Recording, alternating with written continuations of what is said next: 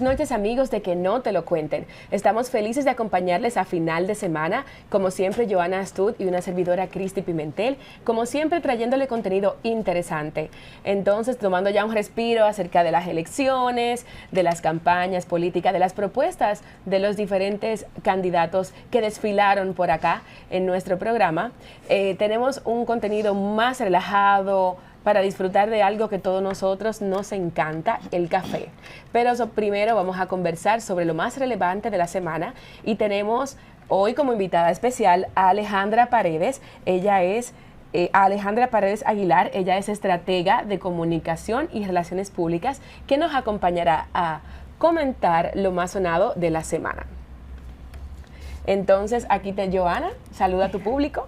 Hola, ¿qué tal? Gracias por estar con nosotros. Bienvenida, Alejandra. Estoy feliz de que estés con nosotros comentando todo este tema de precisamente las elecciones en México que fueron recientemente, en esta semana. Claro que sí. Bueno, buenas noches a todos. Realmente estoy muy contenta de estar el día de hoy con ustedes.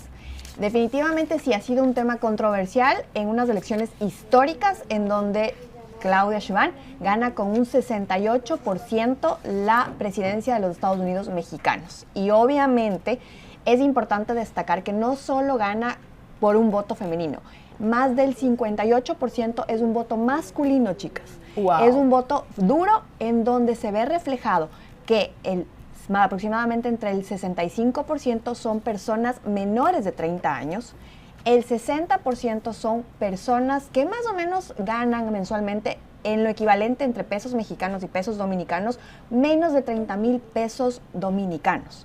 Y adicionalmente a esto, un porcentaje de la población, alrededor del 65%, tiene un nivel básico de estudios. Eso quiere decir que gana con una mayoría electoral en donde es masculino el voto y es un voto que se demuestra que está buscando un cambio a nivel de las masas. Claro que sí, de hecho es importante destacar que es la primera presidenta mujer de México y la número 8 en América Latina.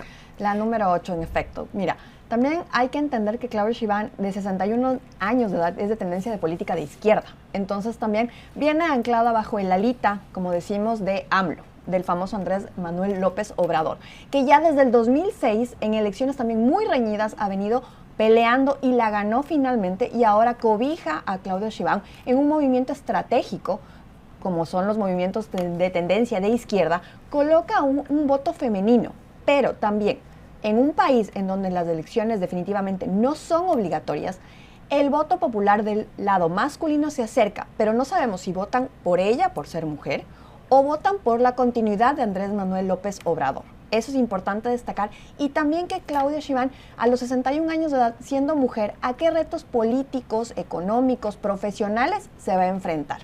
Exacto, de eso queremos hablar. Mira, te puedo comentar que ya en países como Argentina tenemos el caso de Cristina Fernández de Kirchner. En este momento, precisamente, la famosísima Dina Boluarte, que en meses pasados fue, obviamente, asediada por el tema del famoso caso Rolex, que fue algo que escandalizó, en donde los temas de corrupción de ambas presidentas han sido obviamente sus escándalos principales. Sin embargo, para el caso de Dina Boluarte, cuando entra la policía a la casa de ella a hacer el allanamiento del famoso caso Rolex, entran con una fuerza brutal. La pregunta es, si hubiera sido hombre, ¿se hubiera aplicado el mismo peso de policía y fuerza armada?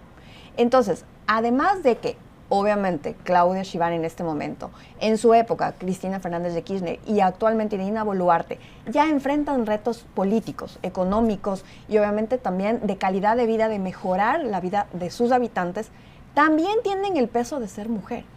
Independientemente seas de izquierda o derecha, ella tiene que entender en dónde se sitúa en este momento, a quién va a elegir como su gabinete presidencial y por sobre todo también va a seguir fiel a las convicciones de la tendencia de izquierda o va ella a desmarcarse de la alita, como decimos, de la cobija de Andrés Manuel López Obrador. Sí, a eso quería referirme. Vemos que incluso él le levanta la mano, ¿verdad? Cuando se declara ganadora, pero veo que hay diferencias marcadas entre ella, Claudia Sheinbaum, la primera presidenta de México y la primera presidenta de América Latina. Ella fue Violeta Barrios en el año 1990 al 97 en Nicaragua. A diferencia de Claudia Sheinbaum, ella era directora de un periódico, o sea, ella ya dominaba la prensa y me parece que tenía méritos 100% propios. Entonces, ella, si bien es un buen logro, un gran logro, ser la primera presidenta, pero me parece que ella fue llevada de la mano. Entonces, a diferencia de Violeta, me parece que no tiene tanto mérito. Mira, realmente aquí, como decimos, el tema de que tiene una ventaja diferencial sobre el resto de candidatos. Estaba cobijada obviamente por el partido de Andrés Manuel López Obrador y también actualmente tiene una gran mayoría en el Congreso, que eso asusta a nivel de Latinoamérica, porque tú sabes que los gobiernos de izquierda, al tener mayoría en el Congreso, lo que hacen es cambiar la Constitución para volver a ser reelectos con continuidad y obviamente cambiar las leyes a su favor para poder, obviamente, según su conveniencia, manipular la Constitución, que eso es algo que se ha visto ya en la mayoría de países de América Latina, que hemos vivido una tendencia de izquierda. Entonces, lo que hay que entender es que muchas candidatas llegan a ser presidente por sus méritos, como en el caso de Violeta. Sin embargo, acá el gran reto que tiene obviamente Claudia Sheinbaum es desenmarcarse de Andrés Manuel López Obrador y también en crisis internacionales saber qué acciones va a tomar. Va a continuar, como hemos visto, y fue de conocimiento mundial, la crisis que obviamente estuvo con Ecuador. Entonces, ¿ella va a continuar por esa misma línea o va a actuar de diferente manera? Se verá incluso desde las primeras elecciones que ella haga con el gabinete presidencial. La elección de los ministros, ella cómo va a trabajar con la prensa, continuará con estos informes diarios que da el presidente actualmente, que duran más o menos entre 2 a 2 horas y media, por los diferentes estados mexicanos.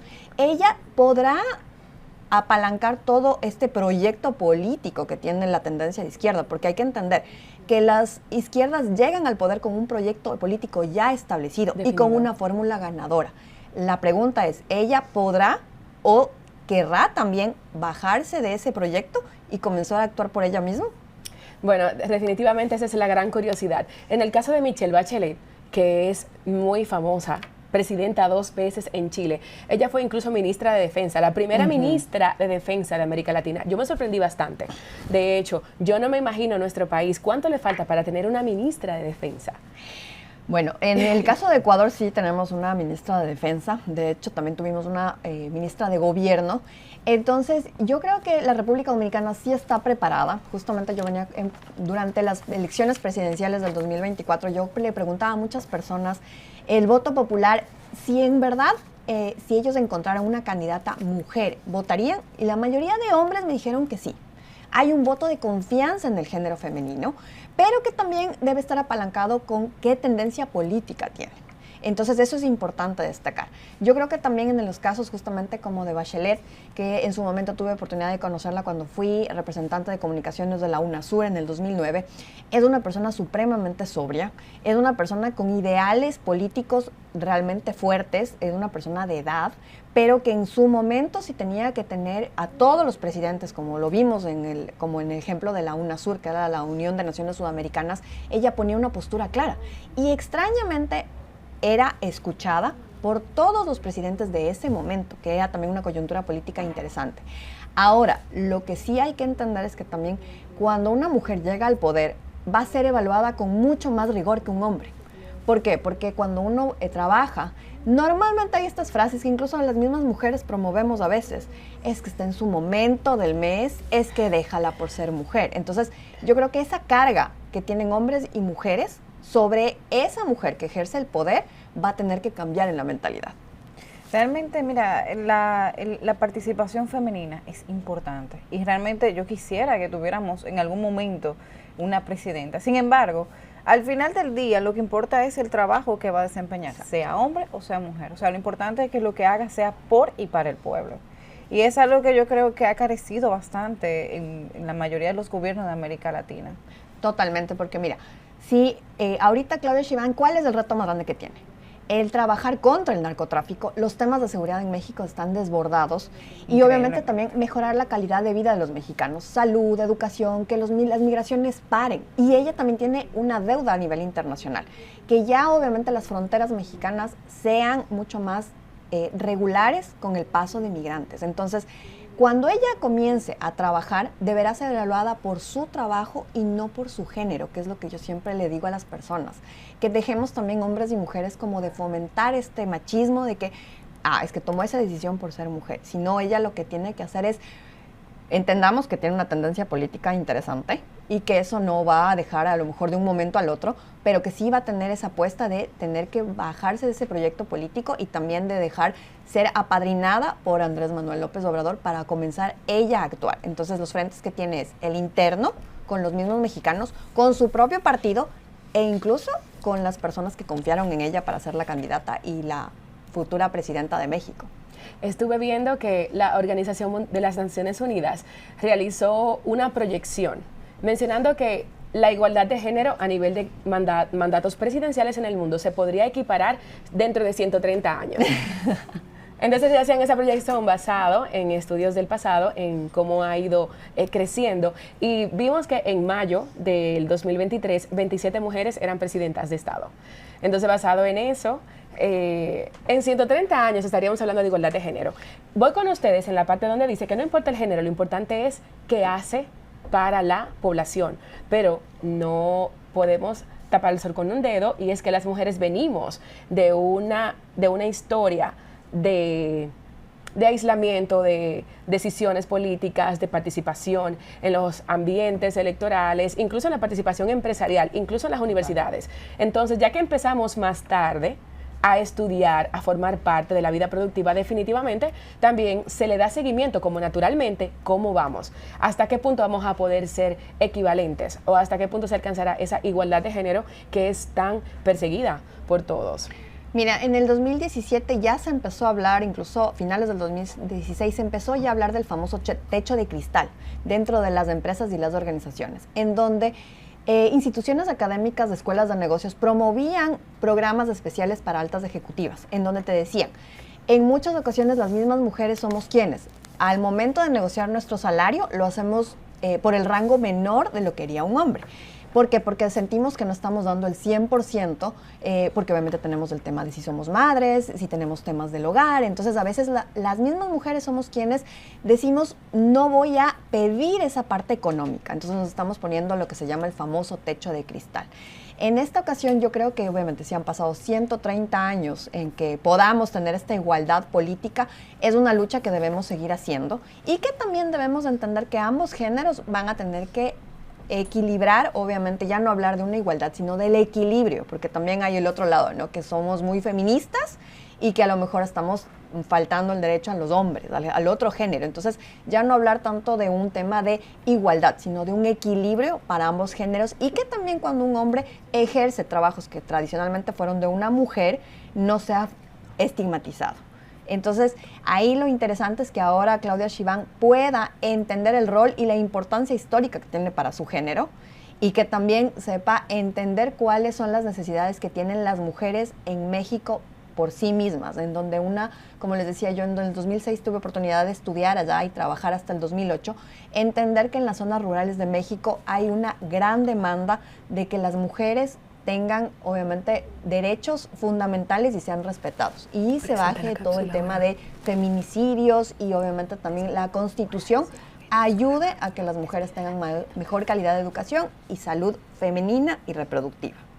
Mira, realmente me encanta la parte donde mencionas equilibrio, porque cuando nosotros analizamos, por ejemplo, la parte de los estudios, becas, hay muchísimas becas dirigidas a mujeres. Becas, bueno, no vamos a hablar de nombre. Entonces, realmente algo positivo que veo es que hay más oportunidades para las mujeres para poder estudiar y poder desarrollarse. Sin embargo, muchas gracias, Alejandra, por estar con nosotras hoy. Y nosotros vamos a pasar a un tema muy interesante que justamente creo que todos nosotros lo disfrutamos todos los días y es el café. Vamos a una cápsula y en breve regresamos con más contenido.